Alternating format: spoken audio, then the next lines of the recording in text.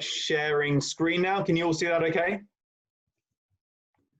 Excellent. Okay, so how to end abortion. We're going to look at the history of social reform and see what principles we can learn and apply to today's great injustice. So I'd like you to cast your mind back, if you will, to what perhaps would seem like a different world. In the 18th century, 3/4 of the global population were slaves of one kind or another. As one historian put it, freedom, not slavery, was the peculiar institution. I wonder if you can imagine a world like that.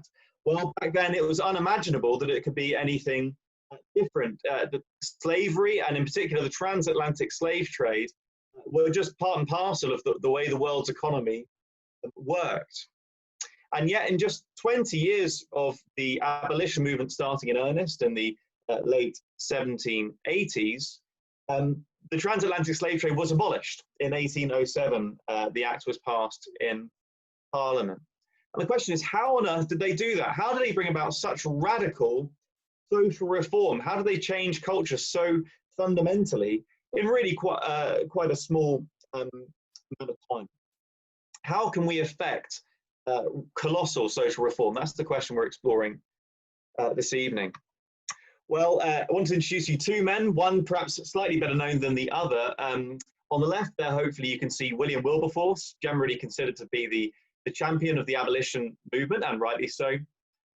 For about 20 years, he brought the same bill really to Parliament every year and got defeated. And by his own admission, his speeches by themselves really didn't avail.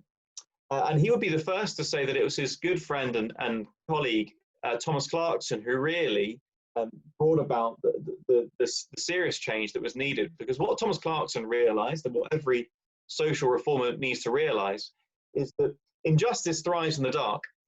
And what is, in their case, geographically far off and distant, slavery didn't exist in England. There weren't slaves being sort of led down the streets in London in chains. No one ever saw slavery in England. It just happened out of sight and out of mind in the Caribbean and the West Indies. And so what Clarkson realized was what is far off, you need to somehow bring near. What is hidden, you need to make visible. And so he undertook a journey of several thousand miles by horseback, gathering visual evidence and testimony from people who've been involved in the slave trade. And he worked to present this visual evidence to the culture. And this was what changed people's thinking and feeling on the issue of slavery. So pictures like this, for example, became icons of the abolition movement, because what pictures like this did instantly was that they rehumanized the victim who had been dehumanized, and it showed the inhumanity of the injustice. Because all that people ever knew of slavery really in England was the benefits, the coffee, the rum, the sugar, the money that came from the slave trade. They had no idea the horror of what the slave trade really was. But pictures like this began to change people's perception of the slave trade. Pictures of slaves being tortured and executed. And in particular, this picture really took a hold of the public imagination. You can see there perhaps these African men and women crammed into this boat, shoulder to shoulder, packed in like sardines, with very little headroom. And this ship was carrying far more people than it was ever intended to carry. And this picture was so impactful. They were going to show it to the King of France at the time, but he was unwell, and it was thought that this would push him over the edge, and so they actually didn't show it to him. So affecting this issue, this in its time. It is pictures like this that changed the way people saw slavery and the way they thought about it and the way they felt about it. And it was this huge shift in public opinion, which was then manifest in public pressure on Parliament to bring about this amazing change, which was passed in 1807. Let me fast forward you to another injustice at the turn of the 20th century, the child labor movement in America. This man, Lewis Hine, was a photographer who was hired by a group that wanted to see this practice ended. In 1908, he was hired, and he took pictures like this one of the conditions of of child labour in factories and in mines. And by 1920, the number of children in labour had halved what it was in 1910. He would give presentations showing these pictures, and it was interesting that many people were more offended by how the pictures made them feel than they were by the injustice itself. There's an account of one woman standing up and saying, look, we're tired, we're sick of seeing all these pictures of these pathetic children. And Heinz said, well, you say you're tired of it, I'm tired of it. I propose to make all of us tired of it until it becomes a thing of the past. Let me just give you one more example. Emmett Till, a 14-year-old boy who in 1955 went to Mississippi to visit a relative. He winked at or flirted with a white shopkeeper, a young lady, and a few days later, two of her male relatives kidnapped him, beat him, shot him, attached his body to a cotton gin fan and dropped him into a river. When his body was found, it was only identifiable for a ring that his mother had given him. The coroner was under strict instructions not to let his mother see the body, so mutilated it was. But she insisted on seeing it. And not only that, she insisted on having an open casket funeral against the advice of everyone. And not only that, she invited the press and everyone to come and take pictures and to broadcast, to publicize what racism had done to her son. And so Jet magazine came and took pictures. 50,000 people lined the streets of Chicago, where he came from, to see his body at his funeral. And I'm going to show you a picture now in just a second of his open casket funeral, just to warn you if you don't want to look at this picture. Here it comes. This is what Till looked like at his funeral. But his mother insisted that the world had to see what racism had done to her boy. It was later that year, in December 1955, that Rosa Parks refused to get off her seat for a white man on a bus.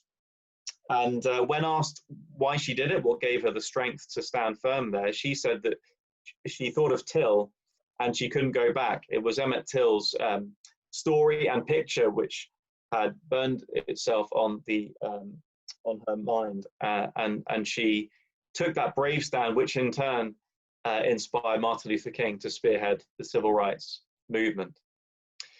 Martin Luther King understood the power of pictures too. He would get photographers as part of his team. He would go to the worst neighborhoods where the police were the most racist and peacefully protest there, knowing that they would take the bait and come out with their dogs and treat the peaceful protesters very badly. And King would always make sure there was a photographer there to capture this, because King said America can't reject racism until America sees racism. And in fact, his goal was to shame America before the world, because no one had ever seen what racism was really like in America. It had to be made visible. It had to be dramatized. Martin Luther King himself puts it better than anyone else I know. He explains how injustice can be overturned. Like a boil that can never be cured, so long as it is covered up, but must be opened with all its ugliness for the natural medicines of air and light, injustice must be exposed with all the tension its exposure creates to the light of human conscience and the air of national opinion before it can be cured. Well, has this principle worked in modern times? You might know that in September 2015, the then Prime Minister David Cameron announced very publicly that we could not take thousands more immigrants from the war-torn Middle East, from Syria, for example. He said it's not the answer, it's not a long-term solution to that problem. But within just 24 hours of that, it was the 3rd of September, within 24 hours, he had reversed that policy and opened the doors to thousands more refugees. And perhaps you remember what changed his mind. It was this picture of this young boy washed up on a beach. David Cameron said when he saw this, he was deeply moved. And it changed policy overnight as it showed the world the depth and horror of what was happening to so many desperate people. So just from this very brief whistle-stop tour through some of the history of social reform, there are certain lessons, principles that we can notice and apply today. Firstly, and this is especially true in a democracy, in order to change policy, you need to change public opinion. You have to change the way the general public thinks and feels about something. Otherwise, there's never going to be that appetite for change. And in terms of how to change public opinion, we've searched the history of social reform, and we can't find an example of any reformer who ended an injustice by covering it up or by avoiding the details of that injustice because, for example, they're uncomfortable to look at. We can't find an example of a reformer who prevailed by covering it up. And thirdly, change rarely occurs unless the cost of maintaining the status quo becomes unbearable. The injustice needs to be so exposed and public opinion so activated that it becomes unbearable for those holding the reins of power to resist the change. Well, I want to introduce how we're seeking to apply this today. As I mentioned on Sunday, Brephos is part of something called the Centre for Bioethical Reform.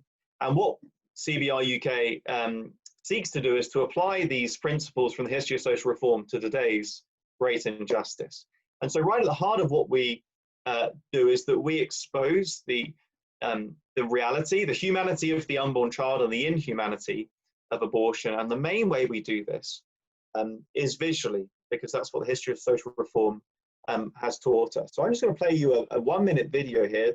You won't actually see any graphic abortion imagery in this video, but what you are going to see is people's responses to that. The video will explain itself. Just play this 1-minute video.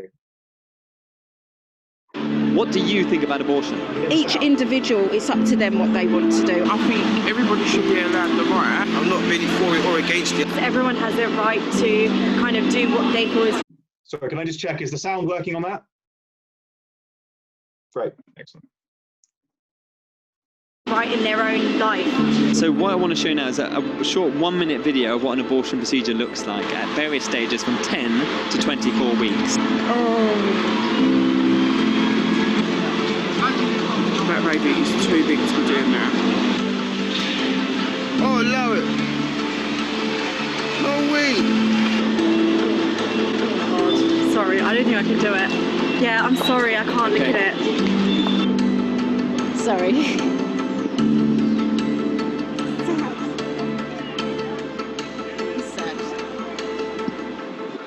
That's the video. That was those babies were fully formed. It wasn't even like it was. They had hands. I didn't know it was like that. That's a body. That's a full, not full grown, but it's fully developed. That really shouldn't be right. That's technically, even though the baby may not be out, that's technically, I will relate that to murder. I don't think they should be cutting up babies like that. No. I'm a bit speechless, actually. It is a person, and people don't realise that a lot. Think, oh, it's just a bunch of cells and that. To the point, but you know, 3 months and on, you can really see the formation and everything. So, yeah.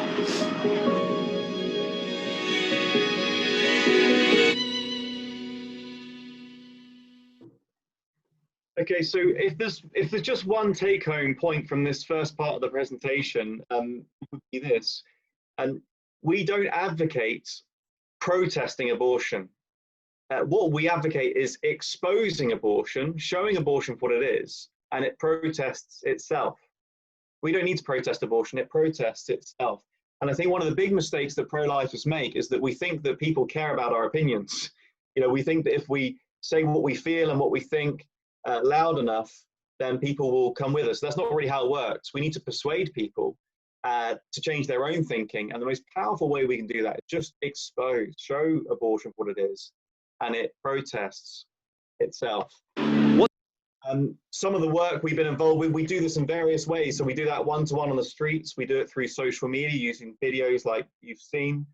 We've also done some big media campaigns. You might have seen this billboard campaign, which we ran for a grand total of about 3 hours before Stella Creasy managed to get it removed via various channels. But Stella Creasy is an MP in London who is pushing very hard for abortion up till birth all over the UK and in Northern Ireland. And we simply exposed to her own constituents what she was up to. A simple picture of a living embryo, fetus, with the caption, "Your MP is working hard to take away my human rights." And this billboard enraged Stella Creasy to such a degree. As I say, she managed to get these billboards taken down within hours of them going up, and she's actually managed to make it through the council. She's made it illegal for pictures even of living babies to be shown in Walthamstow. Why? Because the last thing an abortion advocate wants is for people to see the humanity of an unborn child and the inhumanity of abortion. If you're interested, I wrote a piece on this, that the strength of her reaction just proves how powerful the pictures really are. We also stand in the streets of London, for example. This is near Westminster, and we show visually what abortion really is. So we've got a picture here of a 24-week baby born prematurely, being kept alive. More than £1,000 a day of NHS money being spent on keeping this little baby alive. And then next to that, we have a baby of exactly the same age that's been deliberately killed with NHS money through abortion. And when we show this in public, it stimulates conversation and it challenges people's thinking. And we have these big banners which reach many people and often attract media attention, which again multiplies the reach of our message. The media does pick up on what we do. It's provocative enough that they sometimes cannot resist coming to take a look. And sometimes some of the good news stories from our work make it into the mainstream media. So this is one example of a lady who was going to have an abortion, but saw the pictures, and that was the first time she'd seen the reality of abortion, and so she changed her mind. And we've got quite a number of stories like that. I'll just show you a few. These are a few of the babies that we've met who wonderfully have been saved from abortion. These are ones saved at the doorstep, as it were, just moments before an abortion. And these parents saw the images for the first time and it changed their mind. In fact, this little baby, the mother had taken the first of 2 abortion pills. She was going back to take the second one. And wonderfully, the baby wasn't harmed. But her mind was changed just by seeing the pictures at the very last moment. And so we met some of these babies. This is another baby, and this is the same baby. A bit later on, we got to meet this little girl a few years down the line. So there's more that could be said, but the take-home point there from this first section is when abortion is seen, it protests itself. We need to expose the humanity of the unborn child and the inhumanity of abortion, and we can't find any social reform movement that's been successful without doing that. And yet, what we do find today is that there is, even in the pro-life movement, there can be a great resistance to showing the truth of abortion. It is uncomfortable, of course. No one likes looking at or talking about injustice, but we cannot find an example historically of injustice being ended without being exposed. Okay, that's the first section. I just want to move on swiftly to the other main thing I wanted to introduce you to, which is kind of complementing that kind of societal level strategy, the conversation. How do we conduct a conversation about abortion with someone who thinks differently, whether that's someone who may be considering it for themselves or more likely, more often, someone who's not considering it at that moment, but maybe thinks differently. So we're going to explore how to be an ambassador for the babies, how to conduct a pro-life conversation, whether that's on the streets or just with a neighbour, a friend, a family member. So if we think about what it looks like to be a good ambassador, an ambassador represents the interests and the message of another. The unborn child cannot represent himself, herself, and so we have to be their voice, their ambassador. I think there are 3 elements, perhaps, that a good ambassador needs to be able to exhibit: character, knowledge and wisdom to represent the interests and message of another well. We need character, knowledge, and wisdom. We need good character because we need to make sure we're not winning an argument but losing the person. Martin Luther King said, "Whom you would change, you must first love, and they must know that you love them." So it's important that we're treating the person in front of us with respect and dignity. They're made in the image of God, whatever their beliefs on abortion might be. But we also need knowledge. We need to understand some basic biology, the case against abortion, and the sorts of objections we're likely to come up against. And then thirdly, we need wisdom. We need to know how to apply that knowledge and understanding in an artful way. And so that's what we're going to just explore now. So first of all, in terms of knowledge, we covered some of this on Sunday. I'm not going to really repeat it too much, but from the moment of fertilization, that's when human life begins, medically speaking. And from that moment, what we have is an individual. It's not a part of someone else. It is someone else, as the DNA shows us. It's living as opposed to dead. And it's a human. It's not a different species. It's humans beget humans. And what this simple image here shows is that from that moment of fertilization through birth and up into adulthood is a continuum, a spectrum of development. And what changes through those days, weeks, months, years is size and level of development and environment and level of dependency, but the nature and identity and value of that human being doesn't change. So right from fertilization, we have a new living human being, and we just need to understand that medically, that fertilization is that key moment. An analogy that may help you, if you imagine that you're out on Loch Ness of a summer's holiday and you've got your Polaroid camera with you, and as luck would have it, Nessie rears her head to say hello, and you've got your camera to hand and you take a snap, and as you may know, the picture comes out all dark, doesn't it? And you have to expose it to the sunlight and shake it until the picture develops. But imagine your friend doesn't understand how Polaroid camera works and just sees this black square and says, "Oh, what a shame, it hasn't worked." Tears it up and throws the pieces overboard. You've just lost thousands of pounds because everything about Nessie was captured in that moment. The picture just needed time to develop. And so it is for the moment of fertilization. All the information that's going to direct development for the rest of your life is captured in that moment. You just need time to develop. The basic case against abortion is this. This is the syllogism, if you're into that kind of terminology. This is the pro-life argument. It is wrong to intentionally kill an innocent human being. Premise 2, abortion intentionally kills an innocent human being. The conclusion, therefore, abortion is wrong. We don't necessarily say that syllogism in that order in a conversation. We'll come on to that. But this is the case that we need to understand. We need to have this in our heads. This is the logical argument. And what we'll find is that mostly people attack premise 2. They'll say, "Oh, you know, what's in the womb isn't a human being." That's a scientific issue, and so we need to be armed with our science to defend that. But increasingly in today's world, people will accept scientifically, medically speaking, it is a human being, but they'll say that there might be circumstances in which it's still okay to kill them. And that's no longer a scientific objection, but that's a moral objection or a philosophical objection. And that's where we need to be prepared to defend the unborn child.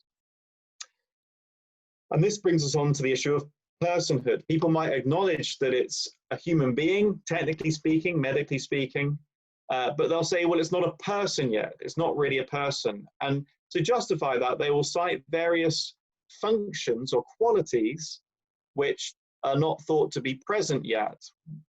And thereby that the unborn child isn't really a person yet because, well, then they haven't got memory yet, or they're not breathing, or they're not self-aware.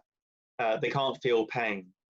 These are attributes of personhood, and people will say it's according to these that you have value. And we need to understand the flaws in this argument, because if we take any one of these and examine it, we see how quickly it falls down. Take, for example, pain. This is a lady, Gabby Gingras, lives in the States. She has a medical condition whereby she cannot feel pain. Growing up, she would have accidents because she couldn't feel pain. Now, is it okay to kill Gabby because, well, she can't feel pain? Well, of course not. Because feeling pain is not what gives us value. It's not what makes us human. Or take another example. Consciousness. Some say, well, it's not conscious yet. Well, if you faint or if you sleep or if you're in a coma, you may lose consciousness, whether temporarily or even permanently. Does that mean you're not human anymore? Does it mean you don't have value? Or another example, they say, well, it's so dependent on the mother. Is it independence that gives us value? Stephen Hawking was dependent on other people, on machinery, to live, to do many things. Does that mean he wasn't human? Does that mean he didn't have value? So when we take any one of these and we examine it, we find that they all fall short in explaining what makes us valuable. In fact, this term personhood has always been used as a tool of oppression, of discrimination. Personhood has been used to say which human beings get to have rights, including the right to life, and which human beings don't get to have those rights. And so at various points in history and around the world, people groups have been termed not persons in the eyes of the law, whether it be the slave or the Native American or women or the Jews, or in today's culture, the unborn child, because of their age. And what we need to help people to see is, isn't that age discrimination? Is it okay to kill a human being because they're not as old as you or me? And so what we're doing here is we are merely seeking to uphold the Universal Declaration of Human Rights, that every human being has a right to life. Every human being has the right to be recognized as a person, regardless of skin color, age, ability, sex, and so on. So this is the basic sort of case for life against abortion that we need to know and understand. But now I'm going to close here. Now we just come on to that question of, but how do we apply this artfully? How do we handle that conversation, the pro-life conversation? And I'm just going to introduce to you a tool that I hope will be helpful to you in handling those conversations, bearing all that knowledge in mind, how we can actually apply it. Top tips in initiating a conversation about abortion. Ask open-ended questions. What do you think about abortion? Get them to expose their thinking. Your focus in the conversation is on them. You're trying to help them to change their mind. You're not just pronouncing what you think. You want to understand where they're coming from, where the crunch point is in their thinking. And so you want them to talk a lot about where they're at. So what do you think about abortion is a great way to start. Or perhaps, when do you think life begins? You want to keep asking questions. Your favorite question is why? Why do you think that? How did you come to that conclusion? And this is the big one. We always need to redirect the attention to the unborn child. Conversations about abortion will often try to go elsewhere, but we need to bring it back to the unborn child. Who is this? What is the unborn child? Okay. So when you initiate a conversation about abortion, or someone else initiates, what you'll tend to find is that people go straight for circumstances. They will tend to say something like, well, I think abortion is okay if, and then they will suggest some kind of circumstance, and you can see some of them here. For example, they might say, well, I think it's, they might even say, I'm not really for abortion, but I think if the mother's been raped, I think that's okay. I think that circumstance justifies abortion.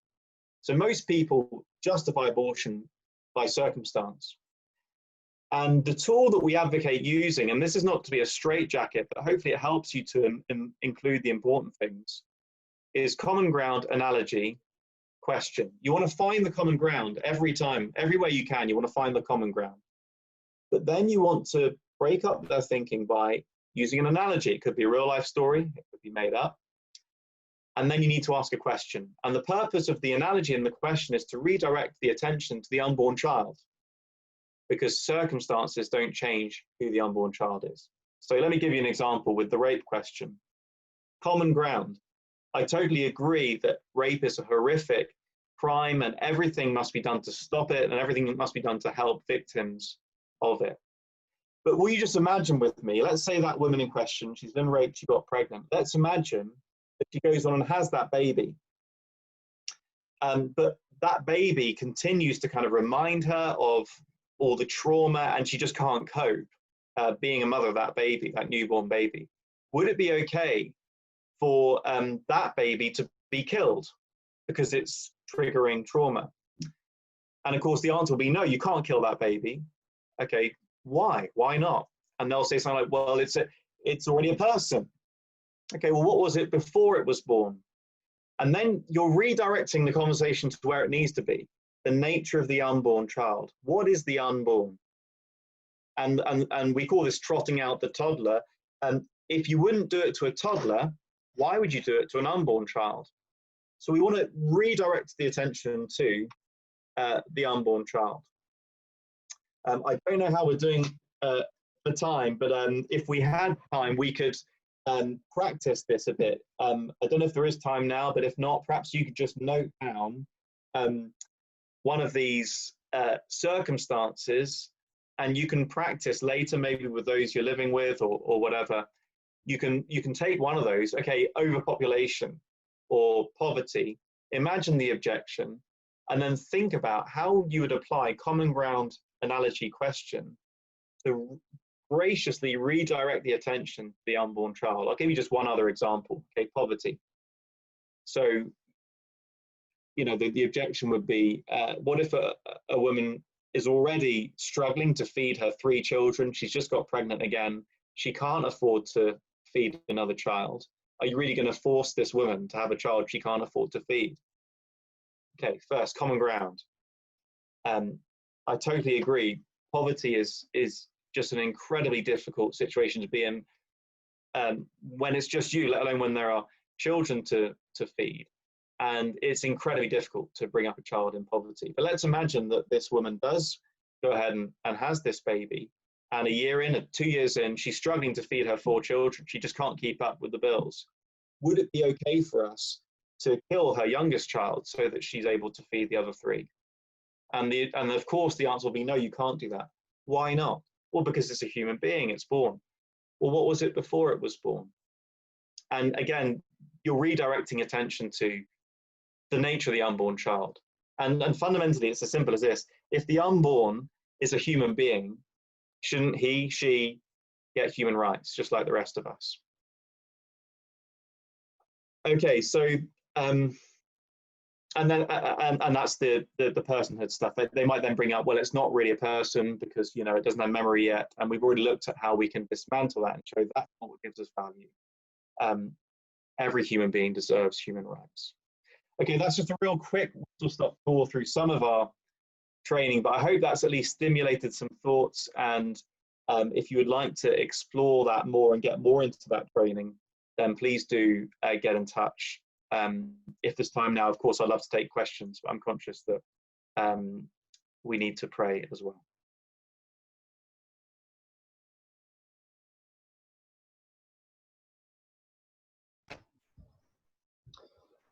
Yeah, thanks so much, Dave. It's really helpful material there. I'm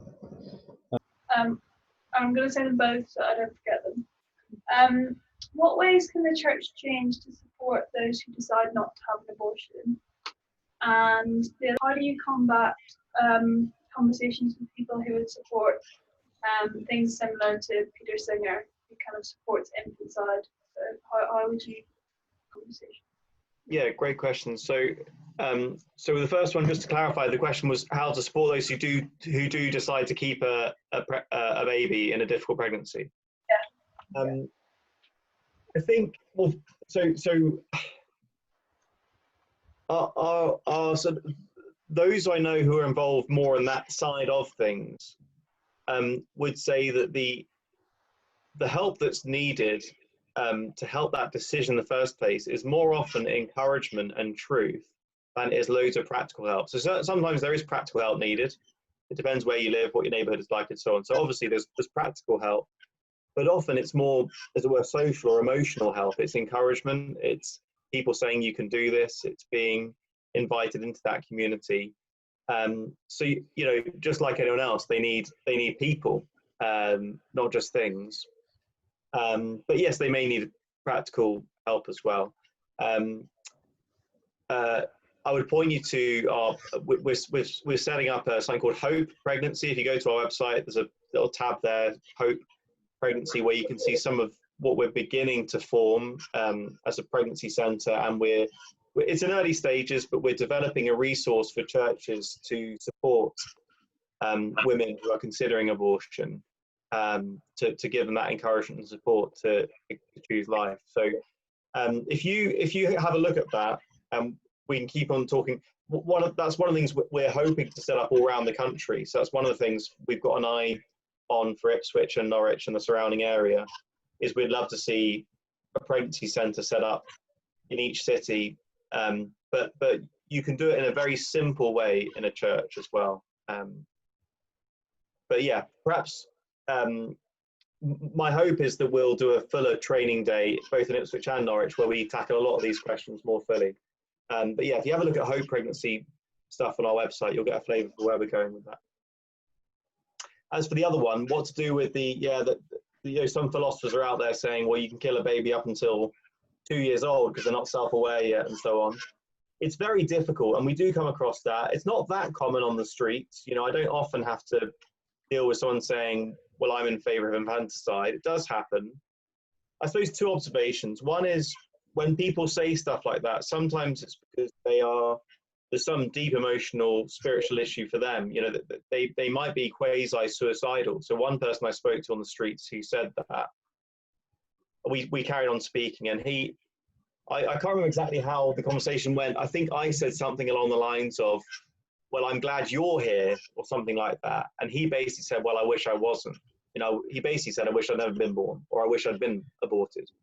And there, I think you've got to kind of change tack quite dramatically. It's no longer a sort of a debate to be won, if ever it was.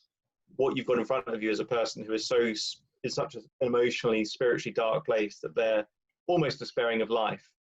And they might have had a very difficult childhood. They might, you know, there might be lots of things behind that. But I think we then want to be even more sort of pastoral, if I can use that word, and evangelistic. They need to know the hope of the gospel. And so we need to be praying and seeking to share that they are valued, even if they don't feel valuable. So that's one thing, is watch out for what's going on inside. The other thought I would give is where people aren't, it's not because they are despairing of life themselves. I think you can help them to see that they don't really mean that, or at least they're not living consistently with that. Because if you can kill 2-year-olds, we're all on death row, and you know, no one lives as a consistent atheist, as it were, because you know, atheism doesn't provide any basis for morality or love or meaning or humanity, really. And so we can help people to see, actually, if you're going to go to that extreme, why not go further? It should just be a free-for-all. You know, if we're just stuff, and if Darwin's right, then, you know, if I'm stronger than you, I could just kill you if I want to, if I profit from it. Now, logically, they might have to agree with you, but no one lives like that. And I think you can help them to see that.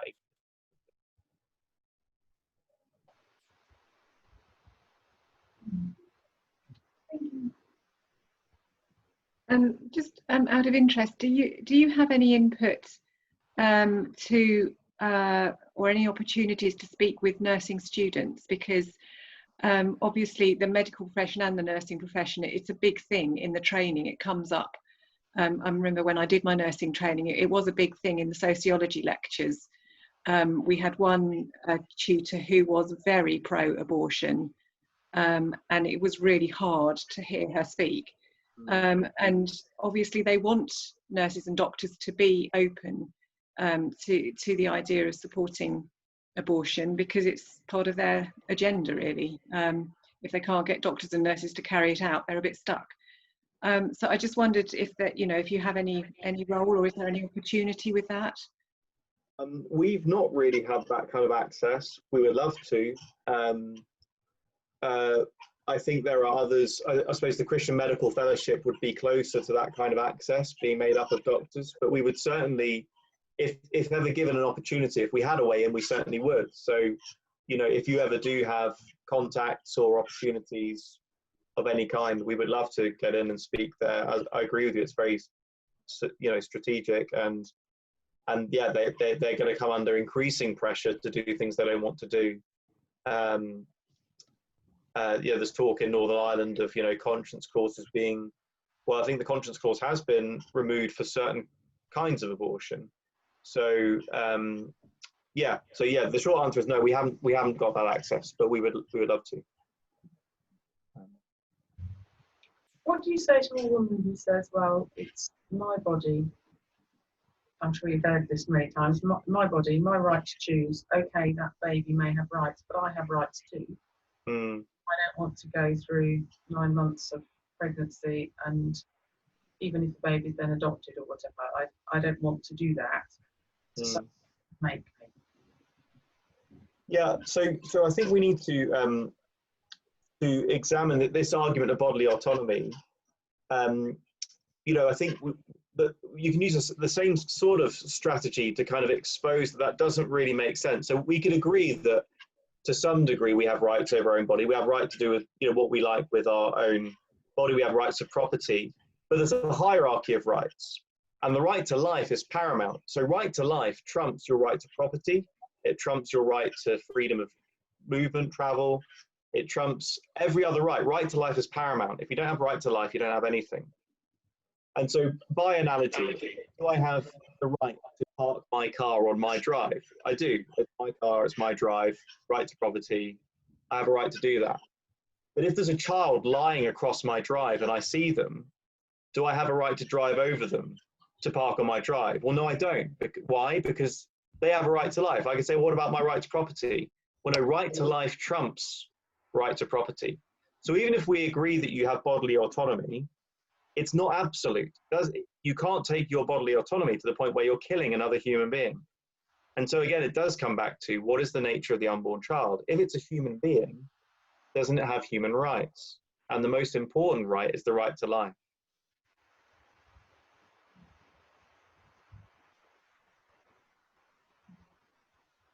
That was an excellent answer. That's what Anne Farady, for example, head of BPAS, main abortion provider. That is their argument. Their argument is bodily autonomy, absolute right to choose up until birth. And so that is where it's going. They no longer bother so much to try and deny the humanity of the unborn child. They just say it's her body, it's her choice. But of course, it's not her body that's being killed through abortion. I heard the Stella MP debating on Woman's Hour with another lady. I don't know where the lady was from, but she was from something pro-life. And I have never, one's views on abortion aside, I have never ever heard such a biased interview. Yes. Carney was so deeply sympathetic with Stella, deeply sympathetic, asked her very closed, very leading questions, hugely sympathetic, and actually verbally sneered at the in a deeply unpleasant way at the pro-life person. I was outraged by the lack of neutrality of an interviewer, whatever the issue and whoever it was. I've never heard anything anywhere near as bad as that on political interviews I've ever heard. It absolutely entrenched. You are the victim, Stella. This is deeply terrible. We're so sorry for you. Yeah. I merely wrote about it, and I should have done actually for the BBC, but I didn't. Yeah. Again, I suffer from something which you're probably familiar with in supporters, and it's sort of despair that you'll never change it. But that's why I think your talk's very encouraging with the historic examples, because there's a feeling that you'll never change it. Yeah. It's very natural. We're up against it, and certainly getting a fair hearing in the media is one of our biggest problems. And yet, the Stella thing with an example, that got people talking about abortion in a way that it wasn't before. So little by little, we are able to expose, and in the age of social media and so on, there are tools there to be used, and it's only a matter of time before it gets exposed to the point where culture changes. Question, you just mentioned social media. With social media, how effective do you think it is in helping with change? Because often it's not a conversation, it's you know, people either scroll past or can produce something very piercing over online, which can be very impersonal. Yeah. So yeah. I think social media is an incredible platform for this. I think it takes a lot of wisdom to do it right. It's hard to get tone right on social media. And even when you get it perfectly right, people will still take offense. Now, that doesn't mean it's not worth it. I think it's very much worth it. I mean, for example, Facebook it's not an echo chamber. It really isn't. I mean, you've got whatever, a few hundred, a few thousand friends and all of their friends. And what connects you is not your beliefs. It's just that you went to the same school or whatever. You've got an amazing audience who will see stuff that they're not going in search of just because they know you. And the ones who reply to you are not the only ones watching. So I've had some stuff on Facebook where I've just put something, you know, very objective, and it's blown up, lots of people commenting, but then months later, someone else gets in touch who was just watching silently, and they say, do you know what, I think you guys are right about this. Just an old school friend got in touch saying, and I wouldn't have known from the sort of public face, as it were, that he was thinking about it at all, but he was watching, and one of the things that struck him was, he said, look, the people against you, they've got no arguments. So it's a difficult place, I think, for a controversial issue, but I think it's incredibly effective. And, you know, Jesus obviously promises us that we'll be hated and falsely accused and so on. So we shouldn't be surprised by that. All we can do is make sure our own communications are Christ-like and truthful and fair. And there may be a time to take things offline and make it a personal conversation. But that's a bit of a rambling response. But basically, yes, I think it's very effective. It takes wisdom, but don't take backlash as a sign of failure. I think it's to be expected. And I mean, just the reach is incredible. I mean, you know, some of the stuff we put out there has reached tens of thousands. I mean, it's just the numbers blow your mind, really, compared to what you do on the streets or, you know, in a meeting or whatever. So, yeah, it's a powerful tool. Do you have any contact with the Christian unions? Because it strikes me that that's a very good forum for latching in not only to social media but into the next generation, where people's minds are perhaps somewhat more open. They're Christians or interested in Christianity. You're likely to get a good hearing anyway. Yes, I absolutely agree with you. We've found it difficult to get into the CUs. I think we would get a good hearing if we managed to get in. But we found the leadership quite resistant to the idea, sadly. We found that they don't want to touch some of the more hot potato things too directly. That's been our experience. So we would love to get into the CUs. And again, if anyone's got contacts or inroads, we'd love to hear from you. But yeah, so far we found that difficult. I was in Bristol. Our tactic in Bristol was we arranged a meeting in the same building as the CU straight after. So they finished at 9 or whatever. We started at 9. And even then, I couldn't even get the CU to announce the event. I mean, we found them very resistant to being connected to this cause. So that's been our experience so far. What about offering to do a presentation at these children will know better than me, at the forum, which is, I don't know if you know, sorry about this. Yeah, and that's where you get the leaders of the CUs. That's a great idea. I think we managed to get a stall there before I was even involved. I think one of us did manage to get a stall there. So yeah, that's a good idea, actually. That might be more hopeful. We should probably try that again. I think you probably sound ever so much more intellectual and moderate. Sorry, I'm not at least patronising, I'm doing the opposite, to what somebody like me, and maybe therefore the CU people, would expect you to. Because of the bad press and the you know, the more extreme pro-life often, and so they'd be really wary. But you come across as scientific and lucid and gracious and moderate, and I think that would go down really well if you could get your foot in the door. Well, thanks for the reminder. Yeah, I think that's a good one to try. Are any of you involved in Forum anytime soon? Well, we've got all sorts of ex-executive We would people know people who were there. Yeah. We would. We just graduated. It's virtual this year, isn't it? Oh, have you? Where have you graduated from? Durham, Cambridge. We've got 2 Durham and 2 Cambridge in the room. Oh, okay, excellent. Okay. Forum is online this year, so I don't know how that would work. Okay. Well, thanks for the prod. That's probably a more fruitful way in. I know a chap called you might know James Porter. Some of you.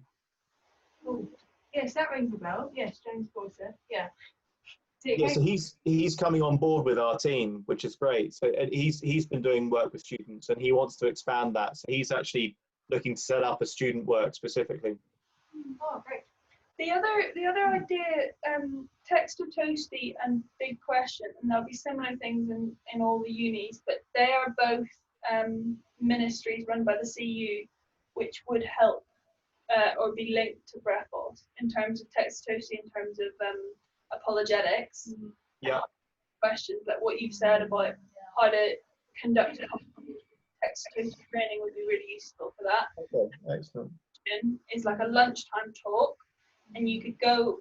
I'd be surprised if Durham wouldn't be keen. You go up and basically you conduct an apologetic talk, and then there'd be questions afterwards. It's like a lunch bar type thing. Right. Quite non too. Yes, yeah. So it would be very much. I don't know. People ask questions from the floor, and you have a conversation, and it creates a buzz, but it's normally hot-potato questions.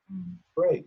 Well, thank you. Great idea. I'll pursue that. And if any of you got any contacts still in that world, that'd be helpful. Yeah. Okay. Yeah. I think I remember one of them at Cambridge was a bit shaken by the strength of the reaction on an abortion issue, and people were sort of a lot of seemingly quite moderate students were marching up the parade, and it was a very much a very active and emotive thing. And I think it was Victoria, but was it you? Somebody told me that they felt quite overwhelmed by the strength of the reaction amongst mainstream students. I think based on ignorance of the stuff you've talked about, probably, because non-Christian. And I think I can well imagine the Christian community would think this is like being anti-gay or or being racist or something. It would be really packed strong. But I wonder if actually training within the Christian Union that's pitched at Christians would be something more attractive to them. It wouldn't be going out there and trying to spread the message. It would be, this is information for you guys to think about, which links into the big question. And I would have thought churches like Eden at Cambridge would be quite interested in that sort of presentation. Yeah. Right. To add to that, in Durham, I don't know if you remember, it was our 3rd year. So a year, maybe 2 years ago, they had like a pro-life talk or something sort of protest, and then they had like pro-abortion protesters outside who basically like shamed anyone who went. It was like a really big reaction, and it was mostly Catholic students. Well, Catholic students I knew who went, and were very shamed by the public for going. It was actually quite scary, I thought, at the time. Yeah. It's there. Yeah. Well, yeah. Thanks for all the ideas. Yeah. Any helpful links on that front, please do send them over. That'd be great. We would love to try and get a foot in those doors. Okay. Yeah. Yes. We'll have a think about that. Thank you.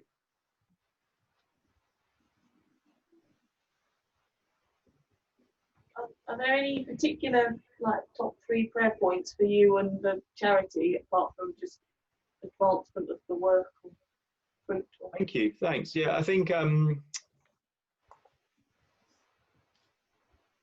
think we're at a bit of a stage of transition. I think we're moving into some exciting new things. The launch of this pregnancy centre, obviously during lockdown, it's very difficult launching anything. So we just need a lot of wisdom for that. But we're really excited for the way that's going. We are reviewing our strategy for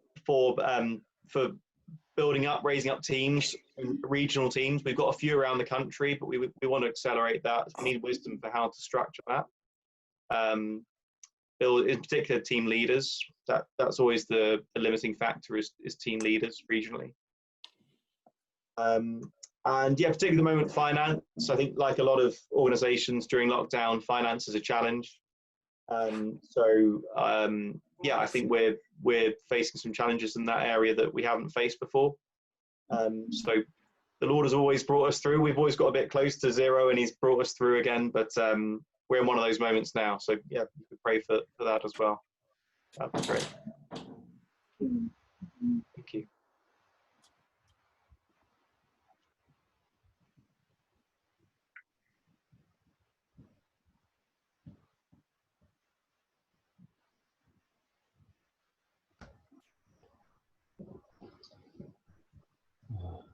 Do you do some sort of training, or is there any way of finding out more about how to respond to maybe friends who you think may have had an abortion and who are feeling guilty? Because the guilt thing is a huge issue. I know that I've had that with a friend in an NCT class whose response to me talking about a very early scan that I had seemed to indicate that she may well have had an abortion. It was in a group situation, so I didn't feel I could follow it up, and I didn't know her ever so well, but I just felt so sad because she was now in the situation where she was having a baby, and I think it had come home to her, you know, what she had done earlier in life. But it's really hard when you're rubbing shoulders with people to know how to respond and what to say. Yeah, it is hard. And so again, if you go to cbruk.org and you go to the Get Involved section, there's a kind of training course there. It's about 3 or 4 videos, and one of them is called "There Is a Way," and that looks at that very question: how do you speak with someone who's had an abortion? So if that's a good place to start. It's a very short video. It's very accessible. But then my friend Pauline, who speaks in that, she's also developed this post-abortion recovery course, and she's also developing something called a befriending course, which is just about it's about training ourselves up to be ready for those conversations, to come alongside people, to be a friend, and to speak well. So that'd be a good place to start. It's on the training page.